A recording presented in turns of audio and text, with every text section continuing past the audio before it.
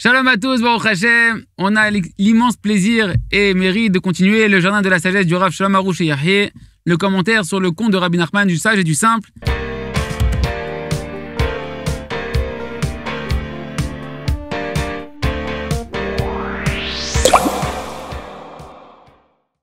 Et donc, maintenant Rabbi Nachman nous dit, venez maintenant, on va jeter carrément pour un instant l'histoire qui s'est passée avec le sage, et venez, on va commencer à raconter l'histoire de ce qui s'est déroulé avec le simple de notre histoire. Le simple, comme on l'a dit plus haut, avait appris le métier de cordonnier. Et vu qu'il était simple, alors il a dû apprendre, contrairement au sage, beaucoup de temps, beaucoup d'années, pour pouvoir apprendre parfaitement ce métier-là. Et malgré tout, il n'était pas expert dans ce métier-là parfaitement. Et donc il s'est marié. Et il travaillait pour pouvoir avoir de quoi subvenir aux besoins de la maison. Mais vu qu'il était simple et qu'il n'était pas expert dans son métier, alors l'argent qu'il tirait, les bénéfices de son travail étaient extrêmement réduits. Il n'avait même pas le temps de manger tellement il devait travailler pour pouvoir faire son travail, parce qu'il était constamment en train de devoir travailler. Vu qu'il n'était pas expert, ça lui prenait plus de temps que les autres. Et pour manger, du coup, pendant qu'il travaillait, en même temps qu'il travaillait, au moment où il était en train de trouer la chaussure pour pouvoir rentrer les lanières et qu'il était en train de coudre les chaussures, alors il attrapait un morceau de pain, il mordait un petit morceau de pain au passage de son travail, tellement il était préoccupé par son travail. Il dit Rabbi Nachman, et son habitude et sa coutume, c'est qu'il était toujours besimcha. Uminago haya, shehaya tamid besimcha. Il était tout le temps joyeux. Il dit Rabbi Nachman, besimcha gdola meod, dans une grande joie. Il était tout le temps en train de déborder constamment de joie. Et voilà qu'il avait tous les aliments et toutes les boissons et tous les vêtements qu'il désirait. Il disait à sa femme, chérie, ma femme, donne-moi à manger.